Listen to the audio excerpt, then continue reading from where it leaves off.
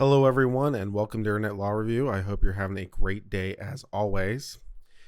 So we are here on a REKT video, or REKT audio to be more precise, because it's federal court, so we don't have video, but we do have audio. We have an MP3, and we're going to listen to this. And I'm going to read what Tactical Bra told me about this before I told her to stop spoiling details to me, because I wanted to share my reaction with you. So I'm just going to read what she told me about this case, because it sounded like something that we'd be interested in. So here's how she describes it. Basically, the police broke into a guy's house because the guy was selling weed or something, and the police didn't identify themselves, and they weren't dressed as police. It was the middle of the night. The guy had a gun by his side, but he didn't aim it at the police. The police fired 29 times. The guy was hit 9 times. And the guy sued the police for excessive force. And the police were denied qualified immunity. I thought that. And the government, is appealing the denial of the qualified immunity. And the judges are ripping the attorney apart. And that's when I said, stop spoiling it to me. I don't want to hear anymore. So this was an appeal heard yesterday in the Fourth Circuit Court of Appeals, which is based in Richmond. So the only bit of graphic you are going to get to see is an image, which is of the Fourth Circuit Court of Appeals, because why not? And this case originated out of Myrtle Beach, South Carolina, which is my home state. As you can tell from my banner, if you didn't know, Clemson University is based in South Carolina. And so you get to hear a nice Southern accent. I mostly have lost mine. We get to hear from a nice Southern accent. Reminds me a little bit more of home. So we're going to get started and listen to this, and we'll react to it in real time and watch the government get crushed. We're not doing Philly cheesesteak, man. That's Pennsylvania. This is South Carolina. I can't help you with the Philly cheesesteak. I can help you with some grits and some shrimp boil. So let's get started on this, and audio only, as I said, because federal court, but we'll do what we can. Our final case is Betton versus Belue. Mr. Battle? Yes, sir, Your Honor. Good to have you here, sir. Yes, sir. Thank you. If it pleases the court. My name is James Battle. I am here representing appellant David Belue. The government. The purpose of this appeal is to request this court to reverse the lower court's decision to deny qualified immunity from my client as to the plaintiff's excessive force claim. So that is the legal posture or the purpose of the appeal. I submit that the issue before this court is was it reasonable for David Belue to feel threatened by Julian Betton when he went into his home and Julian Betton drew a firearm on him in response? That is the issue and the action and the conduct that triggered this use of force by my client. All right, so what we've got going on here is we've got one of the officers appeal the decision to be denied qualified immunity. So that's the Betton in this argument. And Belue is the guy who was shot at. And Betton versus Belue. And yes, the attorney's name is Mr. Battle. So, hey, let's carry on.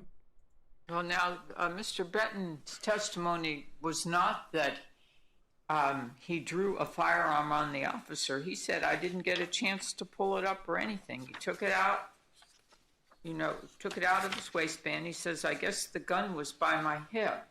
I didn't get a chance to pull it up or anything, and the next thing I remembered, I was in the hospital. Yes, ma'am. So that's different from what you just told us, isn't it? He has it in his waistband. Mm-hmm.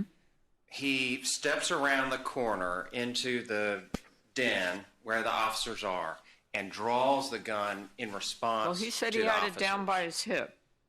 That's correct. Mm-hmm. When I say draw, I mean, we have a dispute of facts, is my point. And it seems to me that you're trying to characterize it as undisputed. And to me, this case appears to be riddled with factual disputes. When I say draw, I mean taking it from the back of my waistband to presenting it, to having it by his hip. I don't use facts represented by my client. I use the testimony of You have the to, I plaintiff. thought you had to accept the facts as related by the district court. Your Honor, it's my understanding this is a de novo review. And so this is to review But the facts. the facts. It's de novo review, but the facts are accepted as related by the district court. Mm-hmm. Right? I don't take that to be the posture of how we can't be a treat this dispute of appeal. fact. That is the posture. I can guarantee you it is the posture. That's 100% correct. We're on a motion to undo the qualified immunity. So if there was a finding of fact by the lower court, the de novo issue is as to the qualified immunity, the legal issue. The facts are the facts. So if the lower court said X happened, then X happened. And so that's legal posture. I know that, and I'm sure he does too. Let's continue.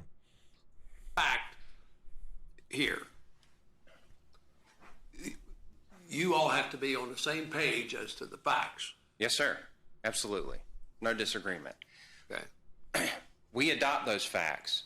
I Good. don't use my client's facts. I Good. use Julian Betton's testimony from But his then deposition. you have to accept them the way Judge Keenan related them to you. He said I had the gun, I had it down, Right, at his hip.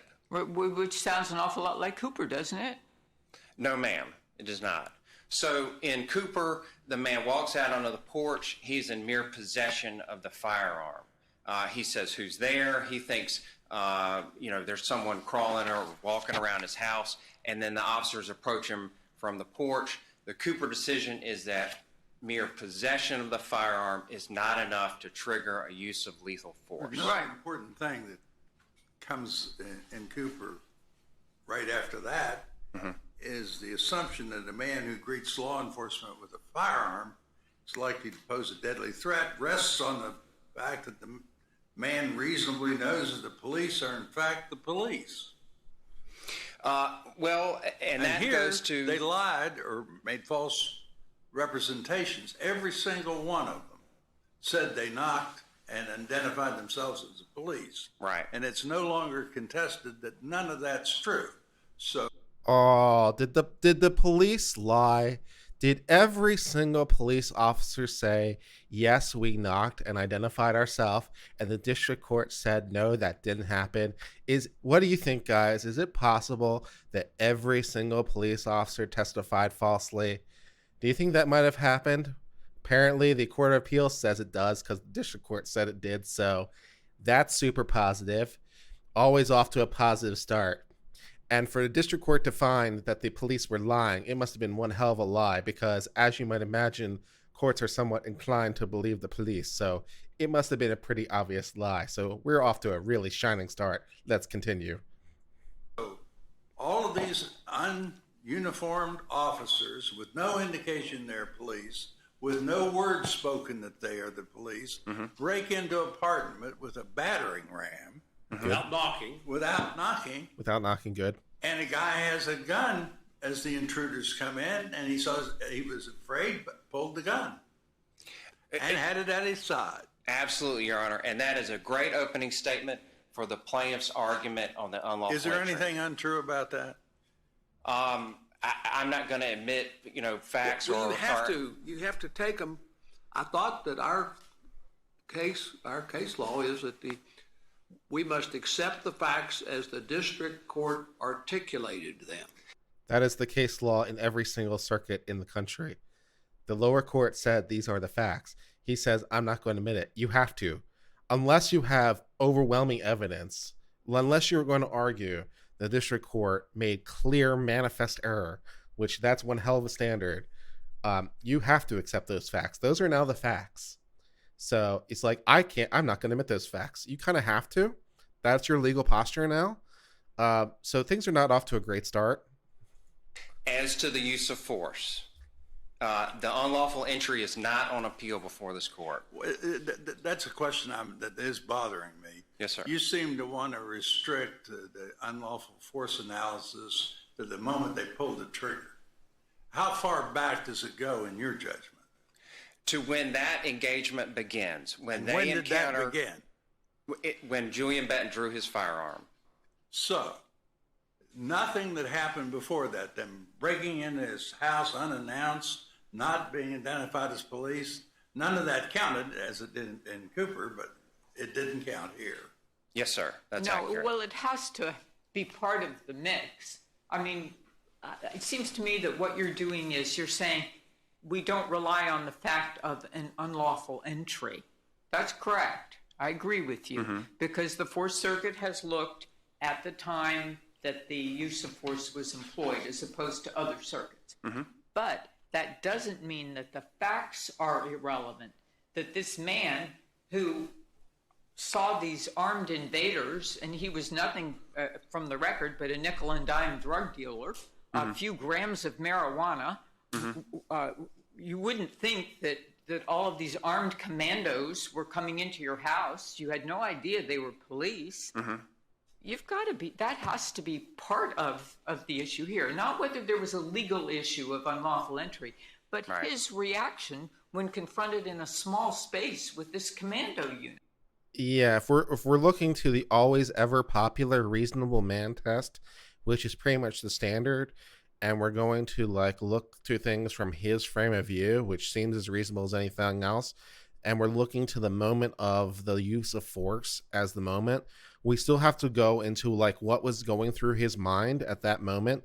And things that might be going through his mind at that moment might include, my door was just busted down with a battering ram, and here are a bunch of people not in uniform with guns. So, you know, that might be factually relevant to the actual question we're trying to answer, to the moment. So yeah, that's, you know, kind of important, I would think. Good question. Good question, Judge. Let's see what your answer is. Hopefully your answer will be just as enlightening. Right. Okay. Julian Betton's mindset, which I believe is where the court is focusing, is not part of the analysis in a Wrong answer. use of force cause of action. It is from the perspective of the officer. So let's take the court's point. No matter what the officer's conduct is, no matter what the officer's circumstances were or how they were created. For the use of force, yes, sir. Okay, The unlawful entry. No matter what. Yes, sir. And So this is the government's position. Just in case, first of all, thank you, Joe Tyson, for the $10. Very much appreciated, as always. This is the government's position. It doesn't matter that we illegally entered his house. It doesn't matter that we testified. Every single officer testified that we knocked, but we didn't. So the fact we lied under oath, which, you know, when you lie under oath, that has a name for it. I can't quite remember what it's called. I think it starts with a P and ends with urgery, something like that. It's just, you know, I can't quite put my finger on it. But, you know, I was told that it's kind of serious when that happens. So the fact that crime, which name escapes me, occurred, and the fact that they illegally entered the house, and the fact that they weren't wearing cop uniforms, none of that matters, because all we're looking to is the moment they pulled the trigger. So let's just ignore all those inconvenient details and just focus on the actual use of force. Great. I point the court to LA County versus Mendez. The Ninth Circuit raised arguments very similar to what this court is saying, where you have this provocation, the use of force was provoked by the means of entry. I'm sorry to keep interrupting you. Yes, sir. That's okay. I can just envision armed men breaking down my front door and starting up the stairs in the dark, and let's just suppose I have a firearm, and nobody shouts police. And when they appear, nobody's wearing a police uniform or identifying themselves. I think I might get the gun out. Yeah. You know, this is a relevant issue. And I'd like to note this case started in South Carolina and is being heard in Virginia, both of which are relatively gun-friendly states. So the probability that, you know, this judge actually has a firearm is not exactly zero. So yeah, if I were in this position, I might be doing the same thing. Also, Blackleaf might be doing the same thing. So it seems like a reasonable course of action. So what is your answer to this? Seems pretty reasonable on the part of the homeowner. What's the government's answer to this? This will be good. Yes, sir. Is that unreasonable? And if it's not unreasonable, then why is it reasonable for the police officers to shoot 22 times or whatever it was? 29 times. 29 times. Yeah, how is this case a bad guess in a gray area under our law? I mean, this is just it doesn't even seem to be a guess. I mean, they just came in to unload on this guy. I mean, shooting 20 some times. Does it not matter? I'm sorry to interrupt, but Okay. does it not matter that it was just a marijuana charge and they decided to go there where the door was unlocked and knock it down with a battering ram and run in with no identification? Does that not matter at all? Oh my God. There's only 3 judges on this panel, and all 3 of them are interrupting each other, basically on how incredulous they are. They can't stop interrupting each other just because they can't believe the words coming out of this guy's mouth. This is painful. Not only over weed, over what they're describing as nickel and dime amounts of weed, grams of weed, so personal possession amounts of weed. In Myrtle Beach, South Carolina, which for those of you who are not familiar with Myrtle Beach, South Carolina, it's a pretty kind of touristy town. It's a little touristy trappy, but it's also very developed touristy trappy. It's also apparently the mini golf place to be. I think they actually have the national mini golf tournament there, and apparently they've got more mini golf per capita than anywhere else. So just FYI, it's an interesting place. So the idea that there might be weed there, think of your oceanfront USA kind of town. That's Myrtle Beach. And so there might be pot there, just saying. The tactics used to, the SWAT-like tactics, that cause of action was dismissed by the lower court. If that's what the court is referring to. That wasn't what I was doing, but I made my point. Go ahead. Okay. So where I think the court is drawing concern is that Mr. Betton is in his home, and there's a common That's belief. pretty important. He's in his home. Yes, sir. Yeah, he's in his home. And as I pointed out in a prior video, many, many times, the home is special. People break down the door. Yes, sir. They don't say who they are. They're Yes, not sir. dressed as police officers. And they come in. Yes, sir. What did he do was unreasonable?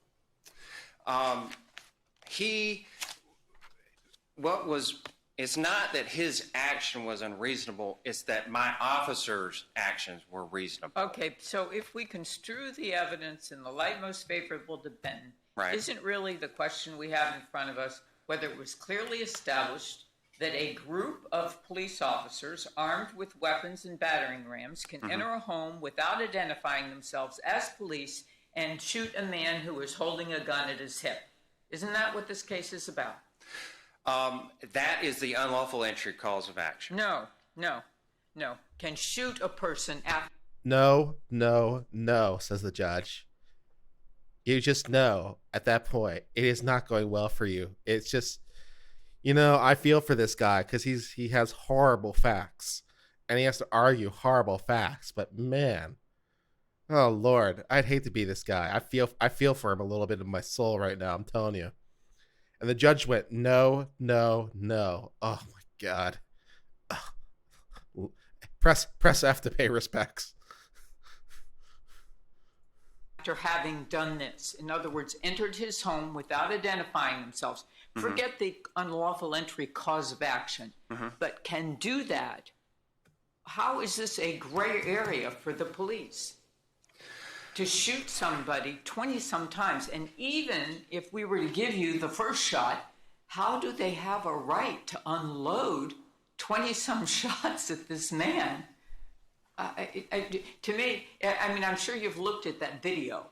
Yes, ma'am. Of the swarm of officers going into the. Oh, there's video. Oh, we may have to find the video, guys. We may have to find the video and play that. Oh, okay. Let's carry on with the oral argument, though.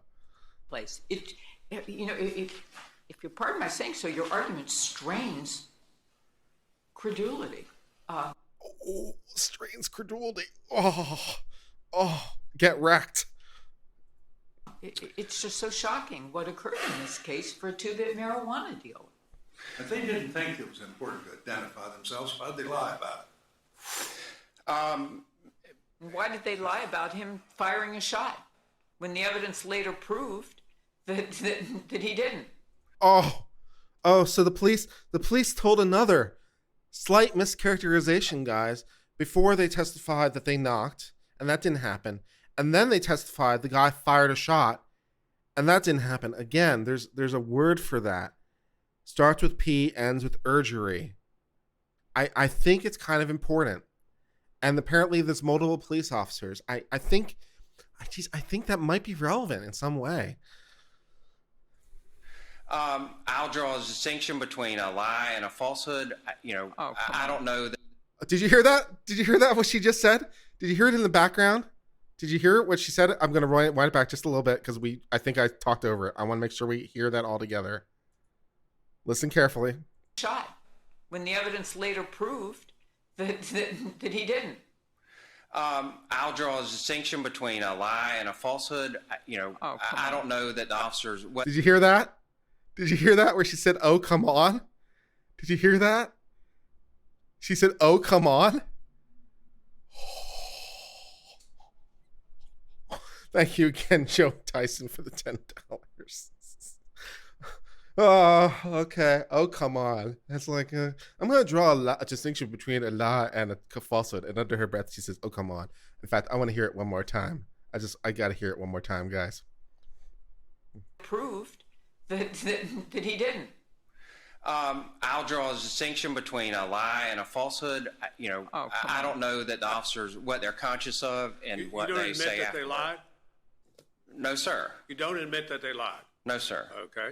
I draw a distinction between saying something that it ends up being false and making a conscious decision to lie. Well, I'm going to sway in on this just for the heck of it. Say in this case they were lying. That's my judgment.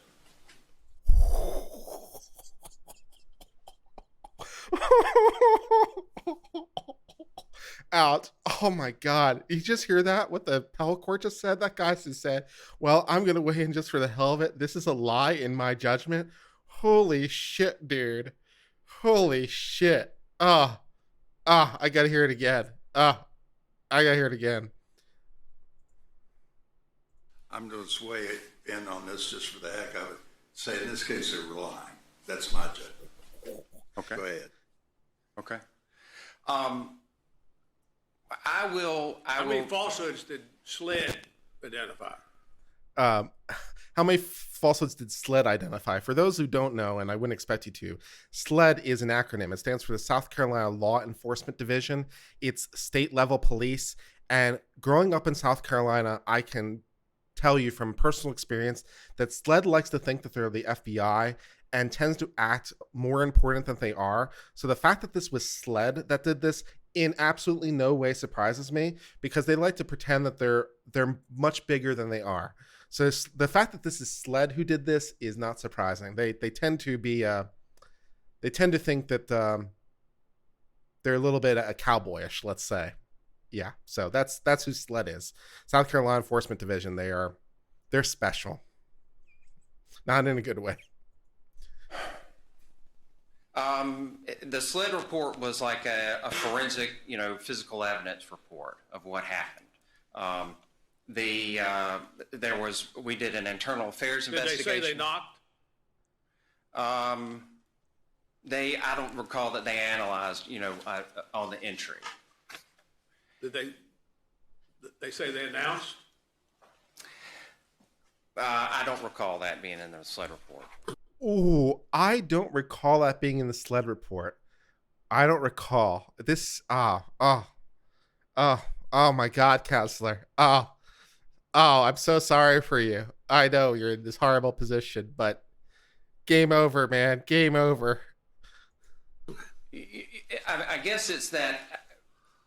Did they say he fired the first shot? Which one? Did the SLED report say that the officer said that Mr. Benton fired the first shot? No, the SLED report said he did not fire his gun. All right. Right, but the police claimed that he did. Yes, ma'am. So the falsehood was that he was asserted to have fired the first shot. Yes, and he sir. had not fired the first shot. Yes, sir. Okay. Officer Waddell reported in his statement to SLED that all agents announced police presence. JA 2801. Yes, sir. In fact, JA stands for Joint Appendix, so it's a joint agreement. So that's a page citation there. none of them had. That's an issue of fact. Did you look at the video and see anybody moving their lips? I looked hard to see them move their lips. I didn't Right. see a single set in action. Right. And standing before the court today, it seems that we haven't gotten past the entry, that the unlawful entry cause of action is the focus in this argument. And The court hates your client. The court wants your client to die. So they're focusing on everything because they hate your client and they want them to die. And now they're murdering you via proxy. So that's what's happening, just in case you were confused. I want to extract No, it is. the No, use it of isn't. force. The question is, did the No, it isn't. No, it isn't. Oh, the judge, again, just slapping you down. Seems like you're focusing on this. No, it isn't. No, it isn't. Oh, my God. I feel that in my soul. police have a right to unload their weapons into somebody in his private home when he is standing there with a gun at his hip, not pointed at the officers, not firing at the officers? Do they have a right to unload their weaponry into this person? He's drawn his firearm in reaction to seeing the officer. He's holding it down at his hip. That's the record. It is. Okay. Am I dismissed? No. Oh, okay. I thought she's.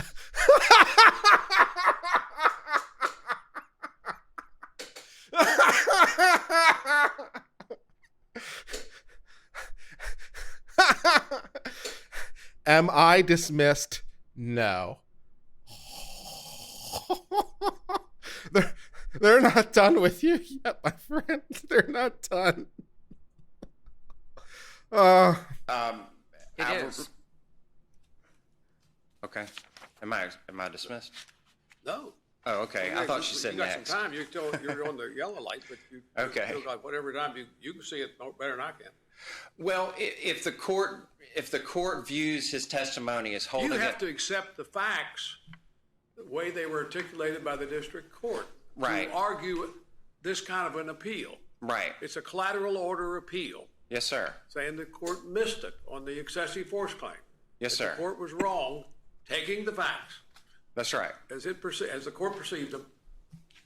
The court was wrong. So, but you don't want to accept those facts. It doesn't seem to me. You want to argue a different set of facts. You want to change. You know, for whatever it's worth, for guys criticizing this guy on passing the bar or not, you know, I honestly don't know that I could do any better in his position because the facts are just horrible. The facts are horrible. The police officers lied multiple times or told falsehoods or whatever, and he's desperately trying to crawl out of a very deep hole someone created for him. So I honestly don't know I could do any better if I were the lawyer in this position. So I'm not saying, oh, I could do better. What I'd want to do is confess judgment and basically, yeah, we screwed up. But if I had to do this, I don't know that I could do any better. And all I could do there is go there and take my licks. So, you know, I'm sure he passed the bar. I'm sure he's a good lawyer. He's not doing any worse than I could do. Facts are just horrendous. Let's carry on. Change the facts. I will directly- And you can't do that here. Right. In this kind of appeal, you just can't do it. I will directly quote Mr. Betton's testimony. It's that, okay, so you have the Hensley case, which is like what we're describing here. It occurred after this raid, but where the gun is held down. The drawing of the firearm in reaction to the police is a threatening gesture. He is 8 feet away from the officers at the time that he draws the firearm. Holding it down at his side, according to JA 1999, 2376 to 77. That's again a page citation. His He said- testimony is he got it to his hip. There's no indication that there was a pause He where said, he's I had it investigating. down. The gun was by my hip. I didn't get a Right. chance to pull it up or anything. That's a quote from the record. Right. He was shot, he was hit 9 times, and 29 shots were fired. Yes, sir. The next thing he remembered, he was in the hospital. Yes, sir. That's Somebody right. comes charging into my house in the middle of the night with ski masks on and weaponry and don't identify themselves as police, which, by the way, an intelligent clerk would do. And they come into my bedroom, and I decide that it's okay to defend myself because they shouldn't be in there. Yes, sir. And, you know, Heller makes a special deal about defending my house. And I reach for my gun in my bedside table or in my secret compartment or wherever I might have such a thing. Mm-hmm. Fire away. I will answer that question in the reverse. Is the officer supposed to be shot because the entry was improper? Okay, look. I would say yes. And incidentally, there are courts who have said yes to this question before, where they would say yes, the officer should be shot. So yes would be a viable answer to this question, and I would say yes. So let's see what the court says. Sorry, excuse me. No. I'm assuming that's not an answer. No, it's not. Okay. Where in the record does it show that Officer Belue saw Betton draw a gun? Where in the record? Can you point us to that? The fact that she's asking this question leads me to believe it's not there, but let's see what he comes up with. I believed it was in his deposition. You know, Okay, can you point us to the place, if you'll do that on rebuttal? absolutely. I Thank see you. my time is up. Thank you. Thank you very much, sir. Oh, it's over. Oh, thank God. You know, in appellate courts in the Fourth Circuit and the Federal Circuit, you only get 15 minutes per side. In the U.S. Supreme Court, you get 30 minutes per side. In this case, it was 15 minutes too much, man. I was feeling that all the way. That was the most painful 15 minutes of my life. Let's see what the guy who shot's attorney has to say. Does he want to say anything, or does he just want to say, I'm done? Because I'd be tempted to say I'm done. But let's see what he has to say on the issue. Mr. Gosh?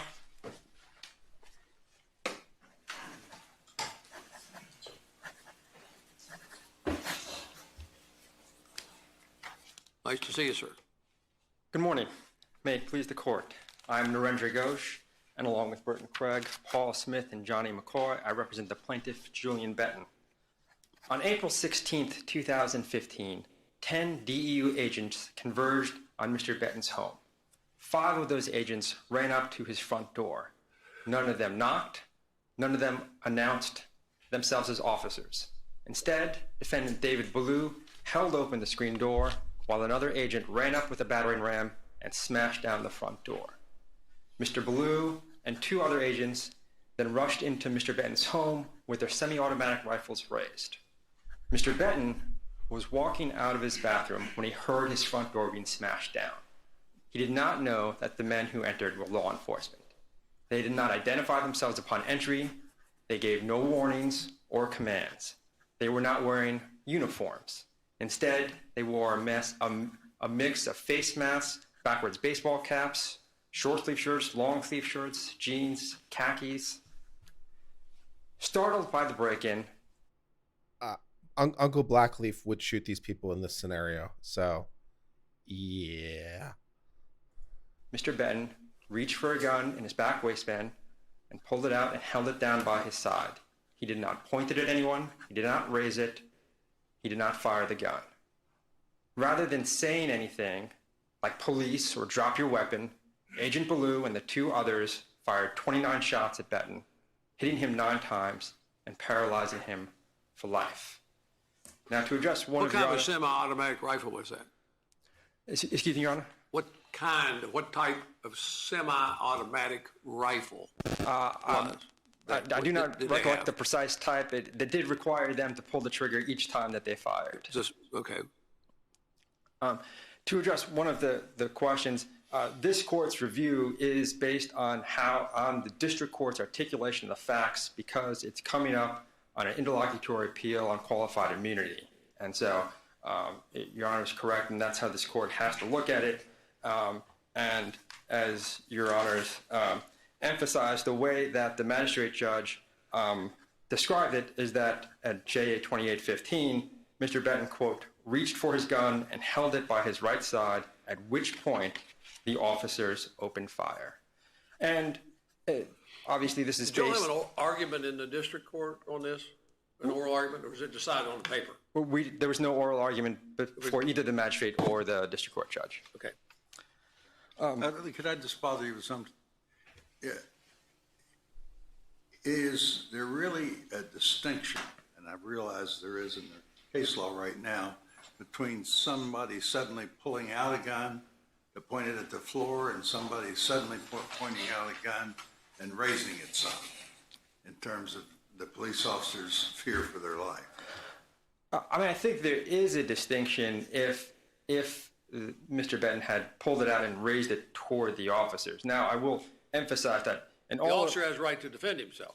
Yes, Your Honor, although it's worth emphasizing that, and the defendants rely on a number of Fourth Circuit cases, but in each of those cases, the plaintiff had, before he was shot, he had disobeyed an officer's command and then reached for an apparent weapon before being shot. And of course, disobeying the command to a known officer is crucial, because someone, as this court said in Cooper, someone who greets law enforcement with a weapon, officers can presume that they're likely to be a threat. Where, however, as in Cooper, as in this case, where the home resident has no way of knowing that he is confronting law enforcement, his, quote, perfectly reasonable rationale for bearing a gun should have been apparent to the officers. Were any commands given here? No, Your Honor, on the record, in the light most favorable to us. On this record, were there any commands given? No, Mr. Betton testified that there were no commands, and it wasn't just him. His neighbor, Santos Garcia, who is shown on the video as the individual who sort of is outside and kneels down, he submitted a statement that the officers never identified themselves at any point. So taking the record like that there is no evidence of commands or warnings or anything before they started shooting. You'd agree with me that if a person believes he or she is meeting an intruder, an unlawful intruder into their home, that the police cannot reasonably assume that because that person holds a weapon, he or she poses a threat? I agree with that, and I think that is squarely the holding of Cooper. And that is, consistent with, obviously, the number of cases about the Second Amendment and the importance of the right to bear arms, particularly in defense of one's home. So you're saying that Cooper is enough then to establish or to satisfy the clearly established prong? Yes, Your Honor. Cooper provides... What are the key facts of similarity then? Sure. Between Cooper and this case that remove the clearly established prong from... All right, so just to keep up where we are legally on this issue. So under qualified immunity doctrine, the police are immune from their actions unless the right they were violating was clearly established at the time of the offense.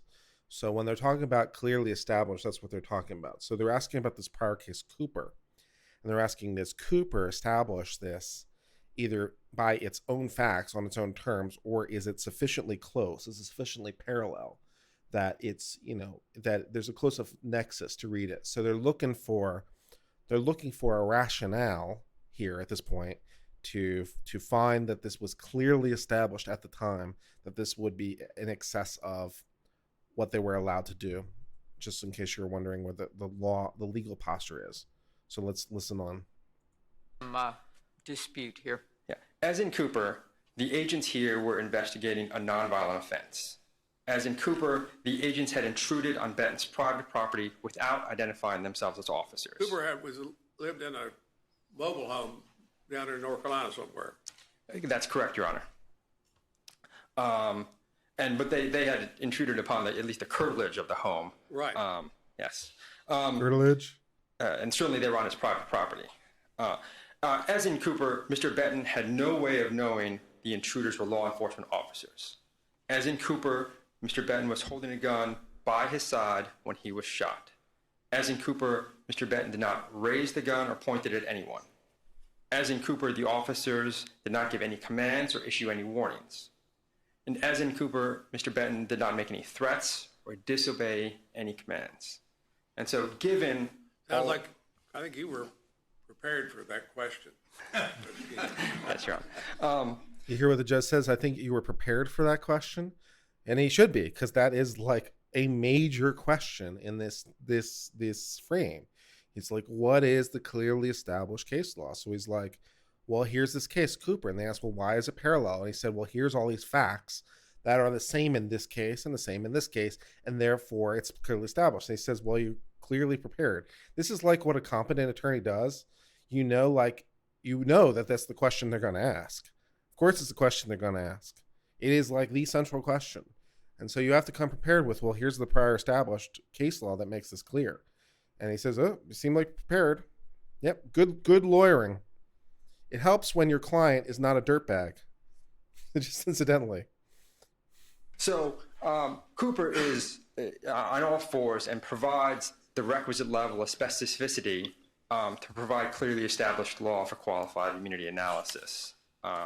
The Supreme Court, has issued decisions about qualified immunity. It has said, there does not need to be a case directly on point. Well, Right. There does not need to be, but in this case there is. And Cooper is directly on point. And were there any doubt about the constitutionality of these sorts of actions, they were eliminated in 2013 when Cooper was decided. Good answer. There were several questions about the relevance of what happened in the moments before Mr. Betton was shot. And those facts are clearly relevant because they show that Mr. Betton had no way of knowing that these were officers. And that's why these facts, the facts about how the officers approached and failed to announce are plainly relevant in Cooper. What the officers did and did not say were relevant in Hensley. It's black letter law that in deciding whether a use of force is objectively reasonable, one looks at the totality of the circumstances.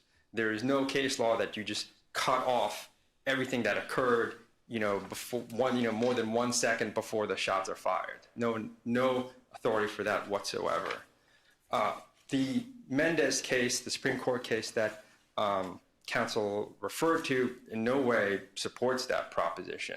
The Supreme Court there just said the fact that there was unconstitutional entry does not, in and of itself, make a reasonable use of force unreasonable. That is certainly not what we are arguing here. Although there was an unlawful entry, and that issue is not here on appeal, we're not saying that unlawful entry is what makes this unreasonable. This is unreasonable on the facts just as they are. But how that entry occurred is relevant.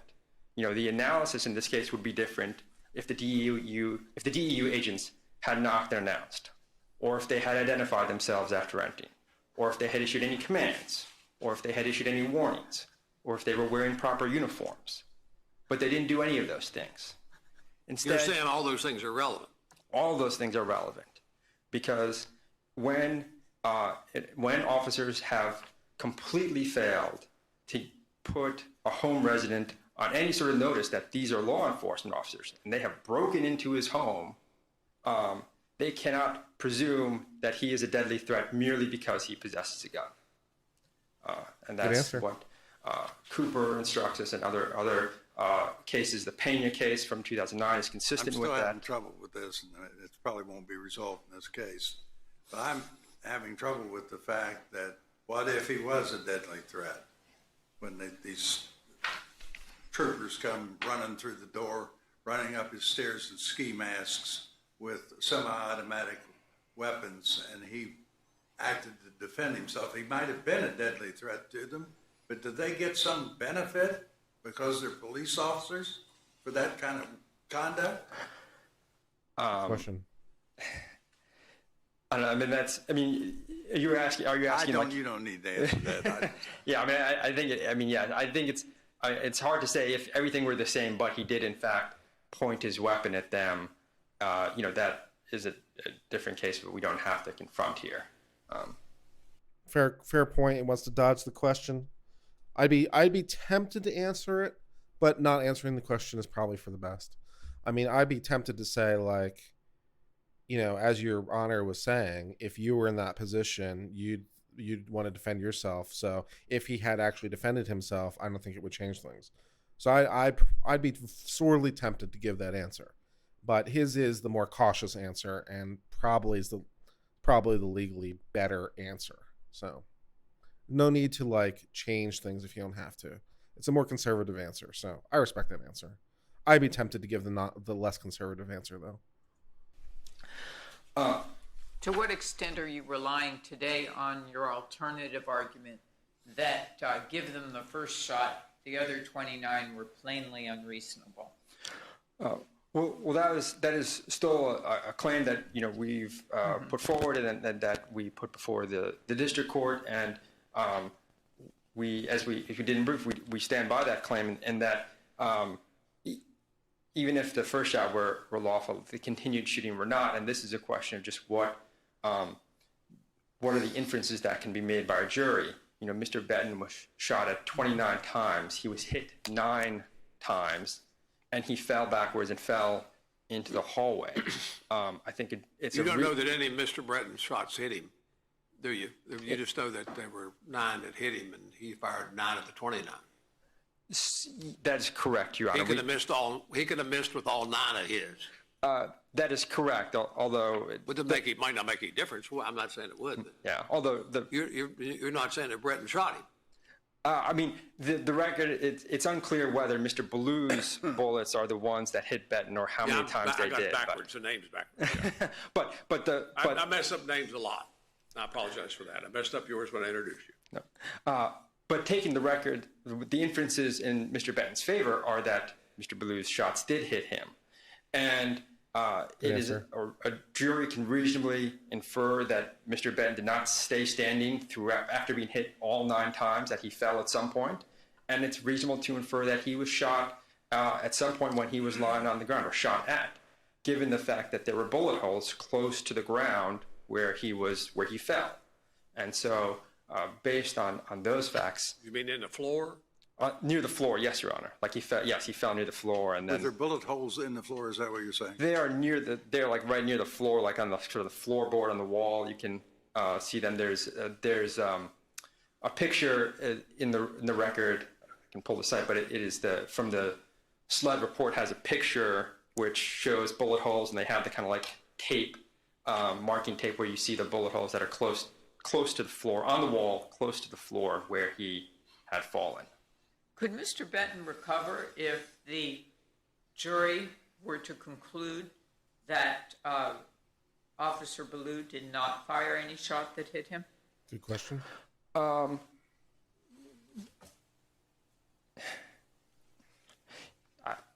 don't know if he could recover on his excessive force claim if they somehow decided that he fired 9 shots but all of them missed. I think he could still recover against Belue on the unlawful entry claim, because the officers, including Mr. Belue's unlawful entry, was a proximate cause of the shooting that occurred. So I think he still could recover on that basis.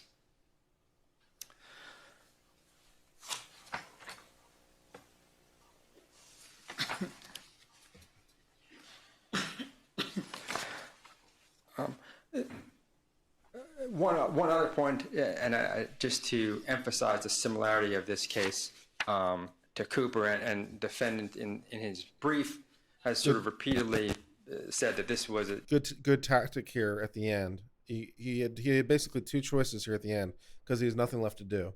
He could either just sit down, which would be one option, or he's going with option number 2 here, which is to go back to his most central point, which is the the Cooper analogy and making sure that's clear. I don't necessarily know that I like one more than the other. Just sitting down is a pretty baller move and has its own weight to it too. But I don't object to this. This is a reasonable move, going back to your most central point, finishing strong. So that's what he's doing. He's got nothing left to do. So go back to your central argument and call it a day. Split second action, that this is unlike, and the other case, unlike Cooper. And I think that's a misrepresentation of the record and a misreading of Cooper. The action here took 2 or 3 seconds, which is very similar to what happened in Cooper. In Cooper, the officers were coming up towards the porch door. One of the officers stumbled over concrete, and he looks up, and the door opens, and he reacts and fires. The plaintiff's testimony was he was shot within seconds of emerging from his door. So Cooper is likewise a case that involved, a decision that involved seconds, and this case is no different. So just the short time frame in and of itself does not make their acts constitutional, nor does it entitle them to qualified immunity. One last piece here. In Cooper, the court said, as in Pennant versus Porter, the court on which the court relied, Cooper's perfectly reasonable rationale for bearing a firearm while investigating a nocturnal disturbance on his own property should have been apparent to the officers at the time of the shooting, and I think weighed into their calculation.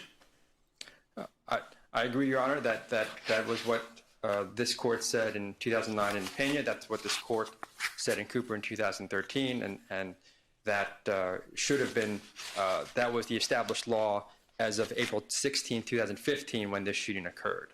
And I think under that clearly established law, Mr. Belue's decision to shoot Mr. Betton and the number of shots that he fired against Mr. Betton constituted excessive force, and the district court's decision to deny qualified immunity should be affirmed in full.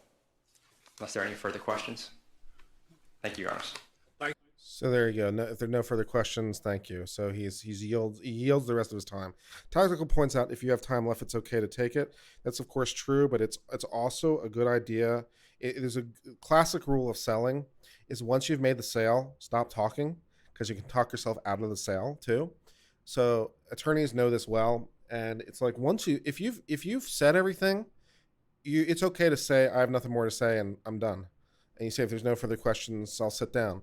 And it's a very baller move if you can pull it out, because it basically says, well, I said everything I need to say. I've seen it done at the U.S. Supreme Court too. That's baller. I've seen someone sit down after like 12 minutes when they have a half hour. After 12 minutes, be like, if there's no further questions, I'm done. That's a baller move. That takes a lot of courage, and it won in that case. So, if you've said everything there is to say and there's nothing left to be done, yielding your time and sitting down is usually a pretty good move. So there's some trial tactics for you. Thank you very much, sir. Ms. Sin? Yes, sir. And may it please the court. So, like you, judges, I'm fresh to this case and having to read all of this material. And one of the things that struck me when I was reading all of this material is that it was this thick, when in reality, what we're talking about here is the actual shooting itself. And what has happened today is what I thought might happen when reading all of this is that we would be led down the path of let's look at failure to train, let's look at lack of supervision, let's look at the entrance and all of those kind of things, when what we're trying to get the court to focus on is whether Belue was reasonable when he decided to fire the shot. And I understand what the court is saying is that, well, it's all sort of part and parcel. It was the illegal entry, the proximate cause of the ultimate shooting, and that very well could be true. But when we go to trial, we will have the city there. We will have the opportunity, or everybody will, to be discussing whether the failure to train or the failure to supervise or that's not our focus here. Officer. Yeah, I'm not 100% sure who this woman is. Best guess is that she's a representative from the Attorney General's office of the state or Solicitor General of the state, and she asked for split time. So that's my best guess as to who this woman is. I'm not 100% clear. She's clearly prepped this all ahead of time. What's it tell you? That she's a very good lawyer and does her job well? That's what it tells me. Belue said that Mr. Betton had extended the firearm. What he said, I believe, and let's get the chronology Yeah. correct, as I understand it, Officer Belue was the third person in. And I will say that, and because of my knowledge of law enforcement, he would have been committed whether even if he even realized at the time that they had not properly knocked, because at that point he had a job to go in and make sure that the people who had used the ram and were in there first, he had the duty to protect them. But what I saw was that he was third person in. So, and even by But Mr. I'm talking Betton's, about what he said in his deposition. Yes, Didn't he which- say that Mr. Betton had extended the firearm? he said it was pointed in their direction, and Right. he could not tell whether it was pointed at him or at the other Right, officers. exactly. And Mr. Benton's testimony is that it was not pointed in their direction. He was holding it down at his hip. So it seems to me that you are trying to ride the facts in the light most favorable to you through this proceeding. Maybe what the basic misunderstanding here is of simple anatomy, because if I may, Your Honor, when someone's pulling, as he suggested, Mr. Betton, a gun from his waistband and he gets it to his hip, even if it's pointed downward, the hip is in between the belly button and the buttocks. So we're not talking about down at the side. So let's say he pulls it from his waistband, even if it is still in this position, the officers We would... don't know that it was like this. Well, There's no- that's in a light most favorable to him. Well, no, he said he was holding it down. Let me get the language again. He said, You know, I'm hard pressed that he was using language that precisely. You know, when this guy was testifying as to what he did and he was holding it down by his side, they're going to look to exact words. I mean, if we're going to get down into anatomy and like what parts of the body are where, I mean, you can't expect them to be that precise. So I hope we're not going to get down to that level. That would just be too much for me. I had it down. That was his. Okay, so let's assume it's down at his hip. So that's in the light most favorable Well, maybe to it's him. down, fully extended down his side. It seems straight. like That's- again that's- you're. The difference between having it at your hip and having it down at your side is like, I don't know, the difference of like 4 inches. I mean, if you have your arm fully extended, it's just below your hip. So like, would it be wrong to say I had it at my hip if you had it fully extended? I mean, it's so close that it's like no one is that precise in their language. That's too much for me. You're That is- arguing. Yeah, I mean, That is not what he said, and he said he it. said I had it down. I didn't get a chance to pull it up or anything. He said, and Quote. there I was seeing stuff moving around my house, and I think to myself, what the F? Reach for my gun, wake up into the hospital. He also says, and he How did about say, say 1999 and 2376 to 77? okay, well, I would have to pull that one, but I'm Yeah. certainly looking at the one. That's what I'm quoting from. But one thing I will say, having reviewed this like you all did, I never saw anything where he said he had it at his side. And that is what the district judge accepted from the magistrate after no oral argument. Have you ever seen a case more outrageous on the facts? I would have to disagree with Your Honor's interpretation of that, because I remember I'm here only for Officer Belue. Do remember that there were a lot of other officers involved in this. Okay, so I think one was the officer for the city, and she's the attorney for the officer, and the other was the attorney for the city. So I think that's what's going on. The other was the attorney for the city, and this is the attorney for the officer personally, which makes sense because we're on a motion for qualified immunity, right? So the motion for qualified immunity is denied, which means the officer is going to be sued in his personal capacity. So the officer now has his own lawyer. So the person who spoke first was the lawyer for the city, and now this woman is the lawyer for the officer, and she is a much better lawyer than the lawyer for the city. And that isn't necessarily always true. I've heard many a great government lawyer and many a poor private lawyer. There's this common idea that government appointed lawyers are always bad, or that you're just hosed if you have a public defender. I've seen many a great public defender. I've seen many an incompetent private defender. But in this particular case, she's doing a very good job, again, with bad facts. So she's doing very well. Particular action. So, like I said, once Your client Sir. told a falsehood too about identifying himself as a policeman. Didn't he? Okay, but then again, what you're trying to do is, No, it's not what I'm trying to do. I just asked you a question. Did he? did he tell a falsehood? Yeah. Actually, in his initial statement, he didn't say anything about whether there was a knock or not. But I will tell But you, did I he then, during the investigation, say that? at some point, yes, he did tell SLED that. In That's addition, that's a straight out answer to a straight out question. okay. Go ahead. But one of the things y'all mentioned is you didn't see in the video any. It also makes sense why she's saying that she's new to the case, because he wouldn't have had his own attorney until it was denied. So she's just coming up now on appeal. She wasn't there during all the trial stuff. So the city's attorney had way more time prep. She's just getting this as an appellate attorney. And so she's getting it relatively quick. She's had much less prep time. She's doing a very good job. She's very together. I like this attorney quite a lot. Type of mouths moving. I watched because I'm looking only at Belue. I didn't know all these other officers didn't sit through their depositions.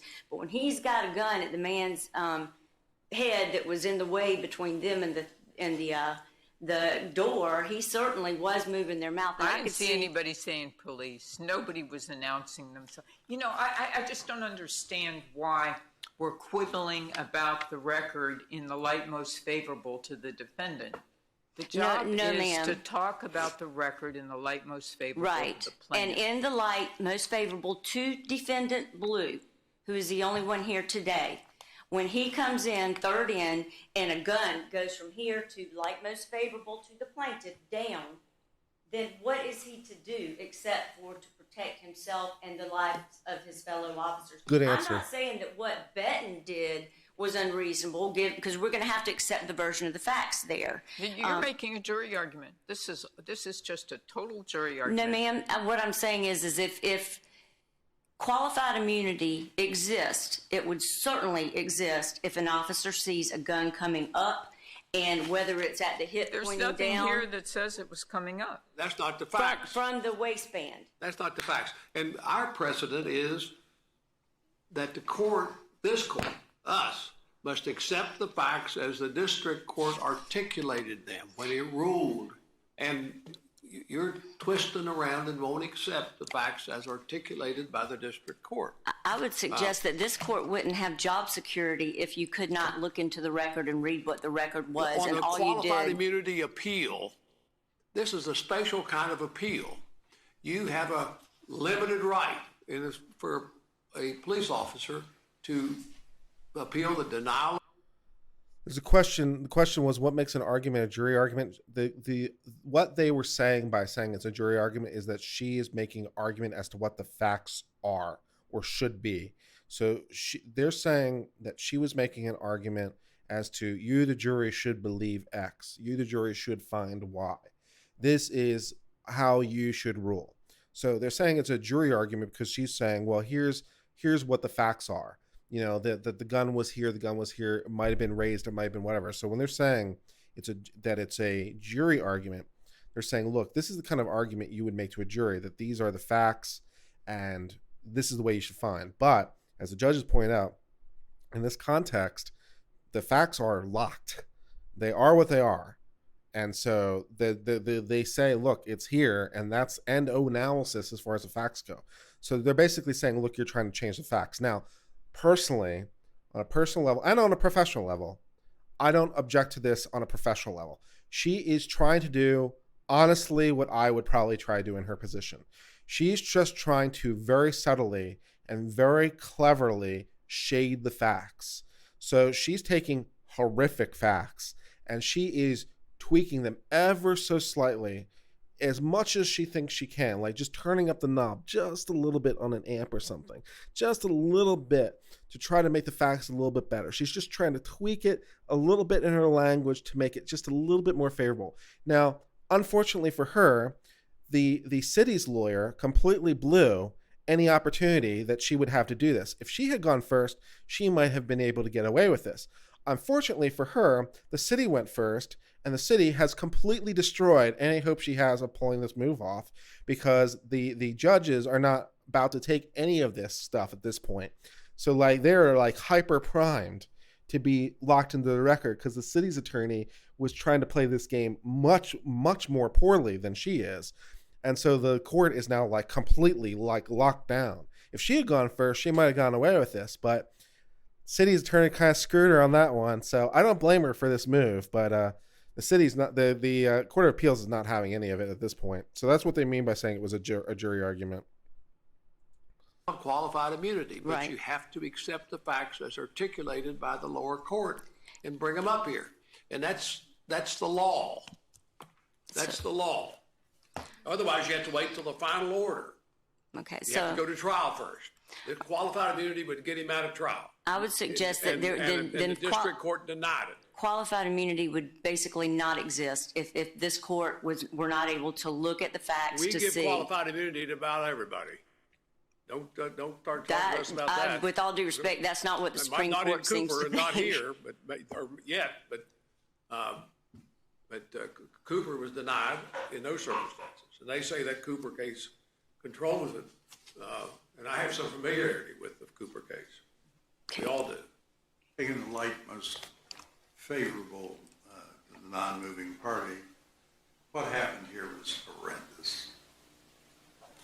I'll be happy to pass that along, Your Honor. Okay.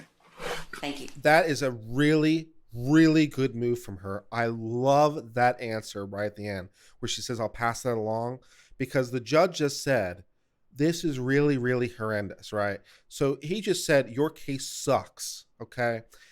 So what can she do? She can't admit it, and she can't deny it. She can't say, yes, you're right, because that's end of case. She can't deny it because that's end of case. So all she can do is say, I'll pass that along. And basically, like, it's a judo move. She's passing it. That was brilliant, brilliant move. So I want to listen to that again, because that is just, listen to how the judge phrases this, and listen to this judo move that she does to pass it by. So she can't admit it. She can't deny it. Listen to what she does. It's brilliant. Non With the Cooper case. We all do. Taking the light most favorable to the non-moving party, what happened here was horrendous. I'll be happy to pass that along, Your Honor. Okay. Thank you. Thank you. I mean, guys, that is just a brilliant, brilliant move from her. I mean, I can't even say how brilliant that is from her to do that way. And also another thing I really liked about her presentation is that she was just so even the whole time. She was just so even, and she wasn't flustered. And the judges weren't being as mean to her. I mean, they were being a little bit aggressive in their questions because she has bad facts, but they weren't being nearly as aggressive as they were to the guy attorney. And the reason was because the guy attorney was fighting them so much more, and it was so much more like fighting them in tone. And like, he was fighting them, and he was saying, and they're saying, no, this isn't true. No, this is true. And he was just fighting. And so there's like these loggerheads. The way she did this was brilliant lawyering. She was even. She was not flustered. She had a very sort of consistent, very relatable tone. And when they got hostile with her, she just kept very even, very calm, very professional, very demure, very respectful, very, very sort of passive in a way. And in this kind of environment, this is brilliant. I mean, because look, you can't be beating the table and yelling and stuff with this kind of fact pattern. It's not going to work. So you have to be a lot more. This is just brilliant. And I love her answer right there at the end, where the judge says, well, this is horrendous, basically saying your client sucks and everything he stands for is horrible. How do you answer that? And she just says, well, I'll pass that along. It's like, it's like, how do you be that brilliant to deflect in that moment, having just gotten your teeth kicked in for the last 15 minutes? At the very end, they come up with this bombshell line at the very end, having just had your teeth kicked in for 15 minutes. And like, how do you just respond with, well, I'll pass that along? It's like, oh my God, she's a really good attorney. She has horrible facts, but she's a really solid attorney. So like, yeah. So, you know, I don't I would imagine the Fourth Circuit is going to maintain the denial of qualified immunity. Now, from where I understand posturally on the posture of this, I think they're still going back to trial. So I think this is an interlocutory. So I think if they rule that they go back to trial for some further damages and stuff, so I think this would be sent back down for more proceedings, and then like probably another appeal on whatever judgment would eventually come, because I don't think we're that far along yet. And so this will be sent back down to trial for the actual jury findings, and then like go from there. I think is where we are in terms of posture. I will also point out that the Supreme Court of the United States has given. Thank you for someone saying yes, interlocutory. That makes sense. So the denial of qualified immunity was interlocutory, so they haven't had the trial yet. So they just made this initial findings for the purposes of making that determination, and so they get to still fight about the facts at the trial stage. So they will still have to prove like all these things to a jury in terms of like where the gun was and all the rest of it, in terms of like the jury making the findings. So these are just like findings for the purposes of this, and they still get to go back to the jury trial and make those findings again. So my prediction is the Fourth Circuit will maintain the decision. They'll go back down to trial. They'll have a jury. They'll have the jury argument over it. I would imagine some of these officers are going to be found liable. The city is going to be found liable because, as they point out, it's pretty horrendous facts. So you'd imagine a reasonable-minded jury is coming back with some kind of verdict in favor of the plaintiff. You go back to appeal on all these issues again and some more, and then perhaps appeal to the U.S. Supreme Court.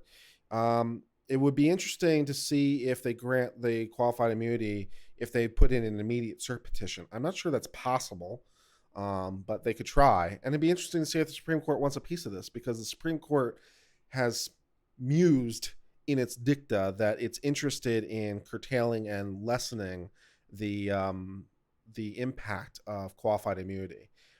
There has been suggestion they might do away with it altogether. I think that's a little unlikely. More likely is that they would constrain it much more, because I think there's a lot of people who are very, very concerned about the reach of qualified immunity and the doctrine. And so the Supreme Court has made feelers in its cases basically saying, yeah, we'd like to take another look at this someday.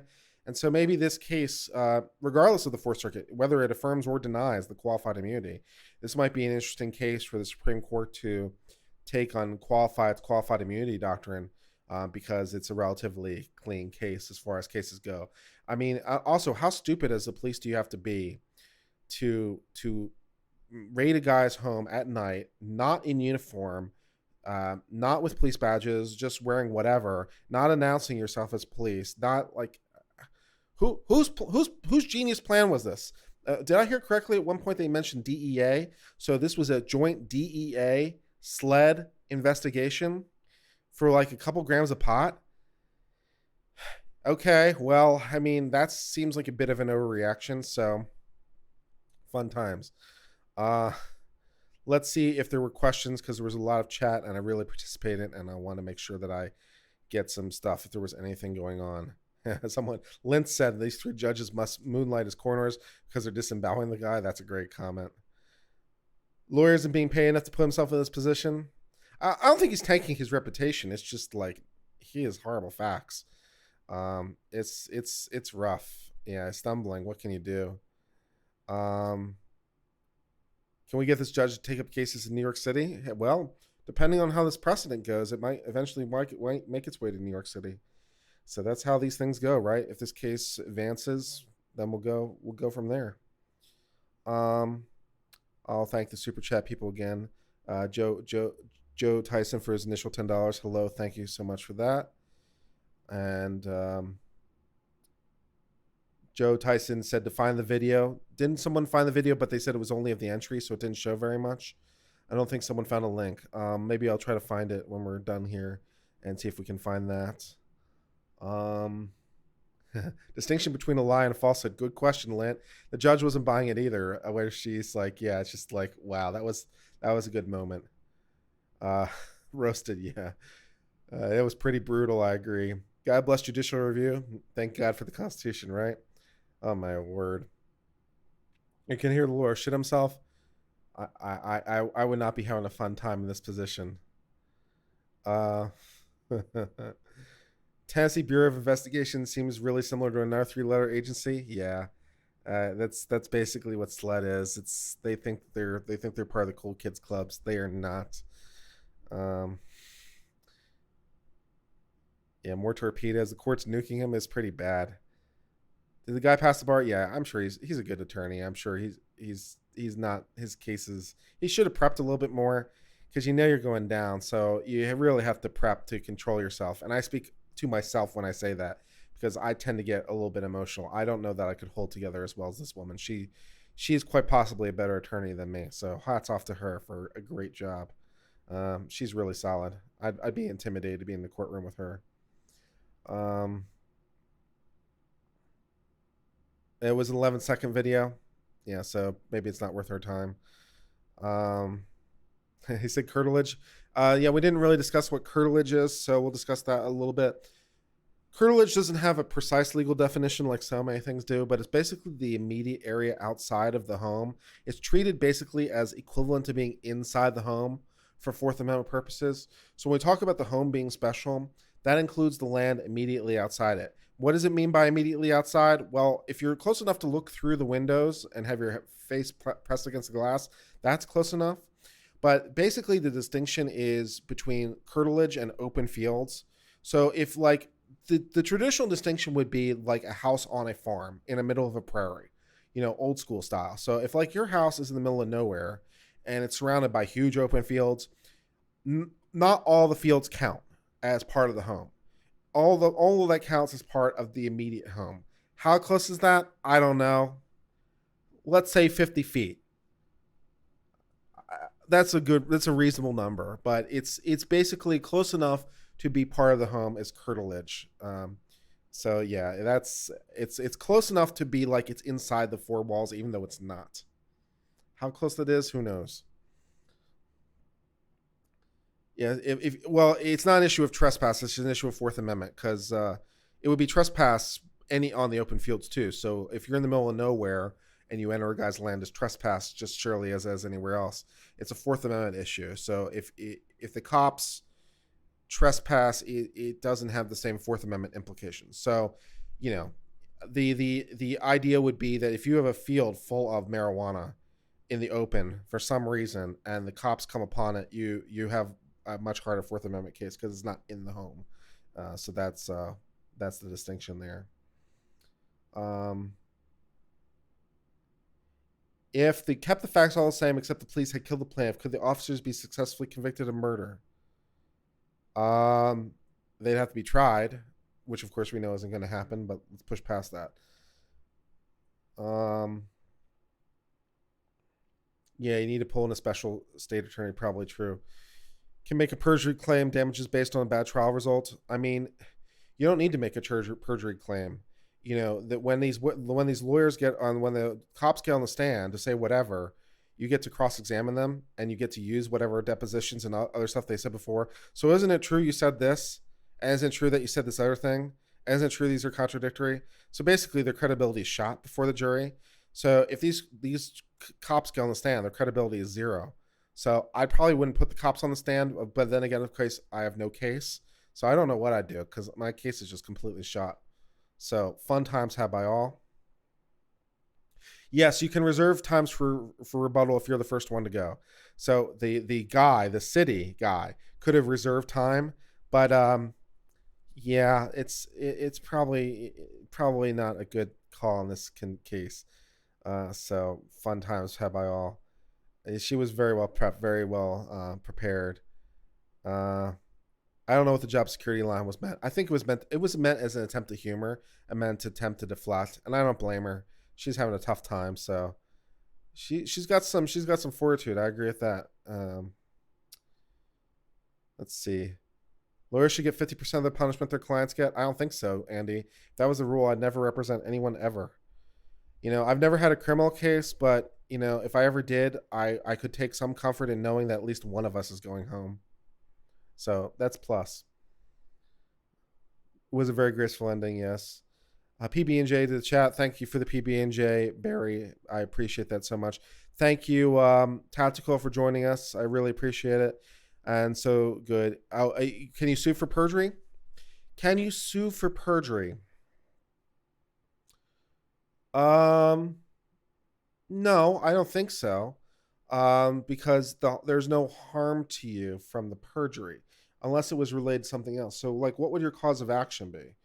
Now, he can sue for the unlawful entry, which is what he's doing. He can sue for the breach of peace. He can sue for being shot. He can sue for everything else. But can he sue for the perjury? No, I don't think so. There's no private cause of action from that I can see. It's a criminal offense, but the fact it's criminal doesn't mean that it wouldn't also be civil. They're often both. Things can be both civil and criminal. So there's obviously the criminal charge of murder, and there is the civil charge of what's the civil equivalent of that? I forgot. I forget what the civil equivalent of murder is. But yeah. Yeah. Malicious prosecution. No. You could possibly sue but there's no prosecution going on anymore. This case was never criminally prosecuted for very obvious reasons, so there's not a malicious prosecution charge. Suing for the tort of it would be good. Defamation, possibly, if it's a false statement made about the person. But if the false statement is "I knocked on the door," that's not a false statement about the person. So there's no defamation there. If the false statement is "he fired a shot," maybe, because that's defamatory. It's a false statement of fact about the person. So potential defamation, but why bother? There's no reason to bother with a defamation case. You've got a rock solid basic deprivation of civil rights case under 42 U.S.C. 1983. So there's no reason to bother with the defamation. The defamation is nothing. It's not worth the hassle. Okay. Didn't show up on our end. Probably a spam protection thing. Okay. Well, let us watch whatever this video is for the 12 seconds or whatever it will get. So we'll watch this and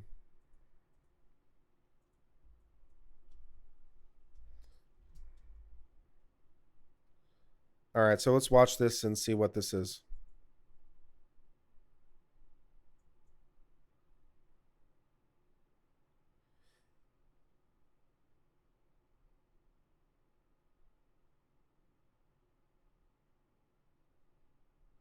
Huh. Are we sure this is the right incident?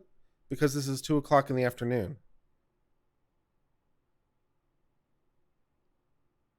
And they're like in uniforms. Are we sure that's the right incident? Members of the 15th Circuit Drug Enforcement Unit raid the Withers Swash apartment of Julian Benton. Shows the end a story before Benton was shot 9 times. Interesting. But I thought they said it was in the middle of the night. Did I misunderstand? So I'm confused. Well, I mean, the time might be wrong, but it looks like broad daylight to me. I mean, it looked like sun. It looks like daytime. So, yeah, I don't quite understand. You're over half the screen. I know. Because, I'm sorry. I apologize. I forgot to reduce my camera for watching it. I'm really sorry. That's my bad. We'll watch it again. That is my fault.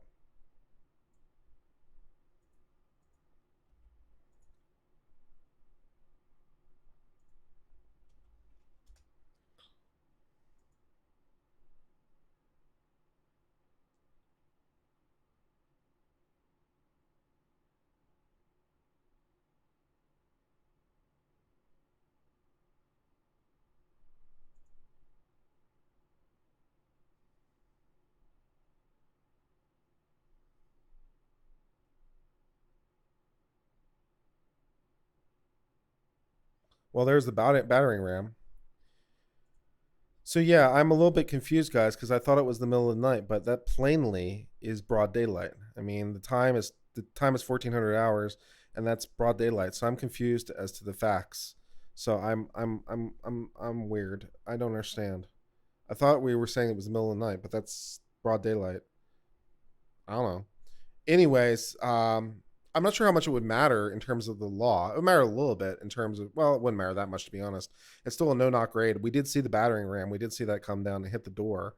But still, it's like, if they're not yelling police, if they're not like announcing themselves, we didn't see like police, like that say police on them. We saw like what you might call tactical, uniforms, like militia, like cosplay militia kind of things. We did see the baseball caps, but we didn't see like police. We didn't see the big, like where it says police, and the big letters and everything. They weren't yelling police as they were busting down the door or anything like that. So I don't know that it makes too much a difference in terms of the law, whether it was the middle of the night or something. I was just confused by a difference. So thank you so much for all the super chats, guys. That was really, really encouraging. And it just encourages me to make more of these videos or do more live streams, because hey, it's good. I might actually break even on these things. I'm helping.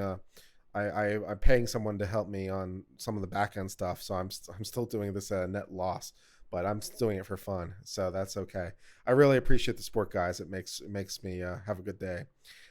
So I enjoyed that. I enjoyed watching the city's attorney get his teeth absolutely kicked in, and yeah,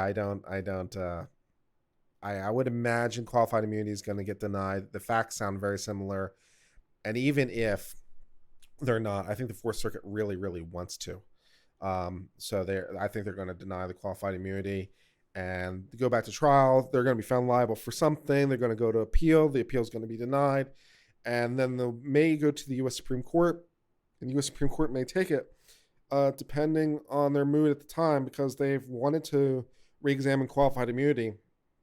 And so then the only question is whether or not this is a good vehicle for that. Basically, is this case the kind of case that we want to set new precedent or not, depending on that. So is this case clean enough to highlight the issues we're interested in?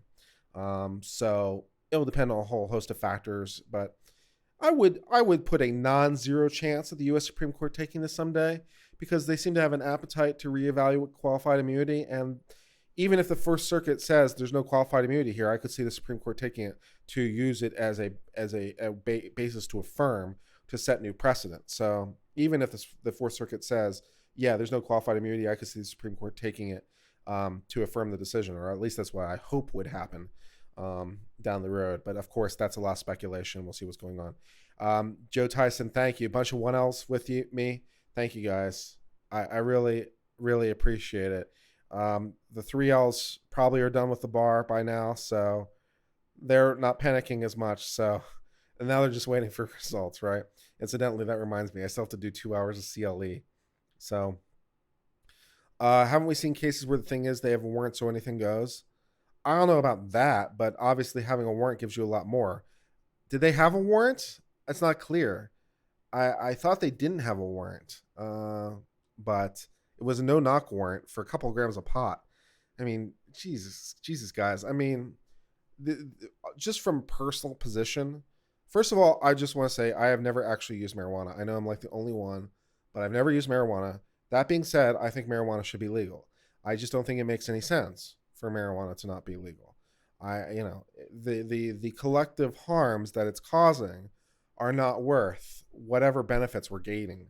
And I think laws generally are sort of a cost benefit analysis. So like, what are all the things that are the benefits we're achieving from marijuana being illegal? Well, what are all the costs that we're losing? It's like, I can't balance it out in my head. It just doesn't make sense. I think that from a pure policy position, it's like, it's really hard to justify. I can't justify it in my own head. I think we're a country where people are free. And so the presumption, at least in my mind, is everything should be legal unless there's a reason to make it not legal. And a lot of things, that's pretty easy. We don't need a lot of thought of why should it be illegal to rob banks. That doesn't require a lot of thought, for example. But it's like, why should marijuana be illegal? It's like, well, if it ever made sense, it's like, it doesn't make that much sense now, because I enjoy a good glass of alcohol, and, it causes more deaths and more damage and the rest of it. And it's like, if someone wants to use marijuana for whatever purpose, I can't see the justification. And the fact that Schedule 1 to me is ludicrous. You know, I I skimmed. I didn't read, but I skimmed. At the very end of Obama administration, the DEA wrote like a 400-page memo on why marijuana should be illegal, and it was brilliant. And the reason that I say it's brilliant is because they knew the conclusion they wanted to come to before they started. The conclusion is marijuana should still be illegal. Now, given all the things that we know, how do you justify that position? And it was really, really well done. They worked so hard to make that position work. And if you have the time and you want to kill some time, I'd recommend reading it, just because it's like, how do you make something impossible work? And so I really liked it because it was, to my mind, brilliant lawyering. How do you make some really horrible facts work?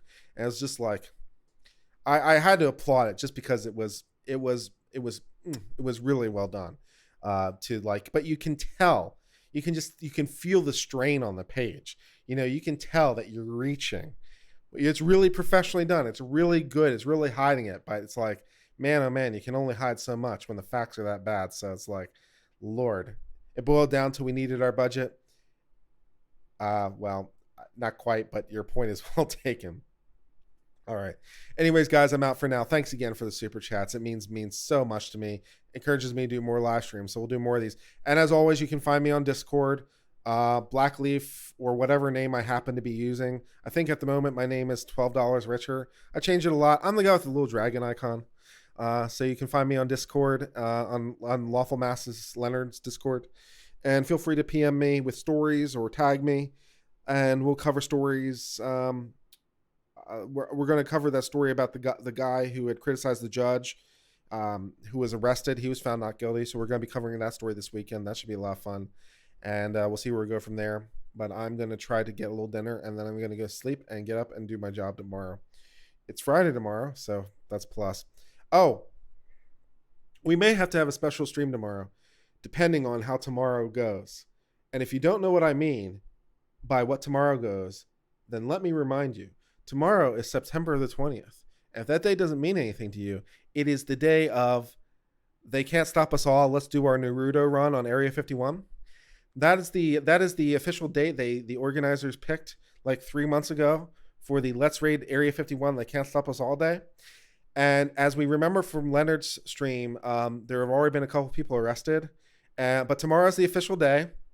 So we're going to see how many people actually show up and do their Naruto run. The organizers tried to cancel it, but of course you can't put that genie back in the bottle.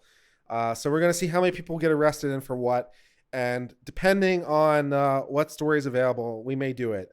We may do a story on people getting arrested, not only for breaching Area 51, but all the crap they're going to be doing in this town that is not equipped to handle anybody. This is in the middle of nowhere. And, total population is like 500. And people are going to show up, and it's going to get ruly and unresty. And I'm just imagining it's going to turn into, a complete crap fest. So we may have to have a special stream to see whether or not the Naruto run actually worked or not. So looking forward to seeing how that goes. So depending on how that goes, we may have a special stream tomorrow to celebrate / commiserate / whatever with the Raid Area 51 day. So for those of you who are planning your Naruto run, my legal advice is don't do it. But for great justice, you do you, I guess. Fun times. Anyways, till later, my friends. Cheers and goodbye.